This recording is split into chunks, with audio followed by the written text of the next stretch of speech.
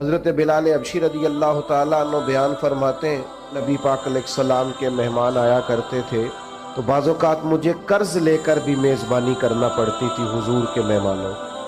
ایک یہودی تھے، انہوں نے مجھ سے کہا اس یہودی آدمی نے کہ یار ادھر ادھر سے جو قرضہ لیتا ہے تو مجھ سے لے لیا کر۔ کہتے اس نے قرضہ دیا، ایک وعدہ ہو گیا اتنے وقت کے بعد تمہیں پیسے دے دوں گا، ابھی وعدے میں 3 دن باقی تھے۔ حضور علیہ السلام مدینہ شریف کے ایک بازار سے گزر رہے تھے، سیدنا فاروق اعظم رضی اللہ تعالیٰ عنہ بھی پاک بارگاہ میں حاضر تھے۔ وہ یہودی آ گیا اور آ کے نبی پاک علیہ السلام سے مطالبہ کرنے لگا، وہ جناب بلال نے قرض لیا تھا واپس کریں، تو حضور نے فرمایا ابھی تو وعدے میں ٹائم ہے، کہنے لگا آپ دیں۔ اور اس نے بڑے سخت لفظ کہے، کہنے والے تو کہہ ہی دیتے، سننے والے کمال کرتے۔ اس نے سخت جملے کہے۔ حضرت عمر نے تلوار پہ ہاتھ رکھ لیا، نبی کریم فرمانے لگے مسکرا کے، تو میں عمر جلدی نہ کر یار، یہ جو بے چینی ہے نا، بے قراری، آپ نہ لڑائی کر کے فتح نہیں حاصل کر سکتے، بحث کر کے فتح۔ آپ نے ایک بات کی، آپ کا مخالف 3 کرے گا، پھر آپ کو 6 کرنی پڑیں گی، پھر وہ 9 کر دے گا۔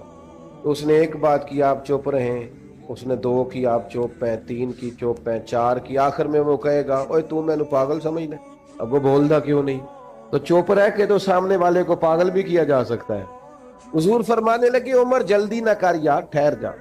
حضور فرمانے لگے عمر اس طرح کر، فلاں جگہ پہ کھجوریں پڑی ہیں، اسے وہاں لے جا اور تول تول کے دے کھجوریں۔ حضرت عمر کہتے ہیں میں انہیں ساتھ لے گیا، مجھے ذرا غصہ تھا، وہ نہ مجھ سے تھوڑی تھوڑی باتیں پوچھنے لگا، تو میں کھجوریں دے رہا ہوں، میں توجہ نہیں کر رہا۔ کہنے لگا عمر یار مجھ پہ جلدی نہ کر، میری بات تو سن۔ میں نے کہا بولے؟ کہنے لگا میں عام آدمی نہیں ہوں، تورات کا عالم ہوں۔ عمر کہتے میں نے آنکھ کھولی، میں نے کیا مطلب؟ کہنے لگا میں نے جان بوجھ کے قرضہ دیا تھا اور وقت سے پہلے جان بوجھ کر میں نے مطالبہ کیا، سخت بات بھی جان بوجھ کے کی۔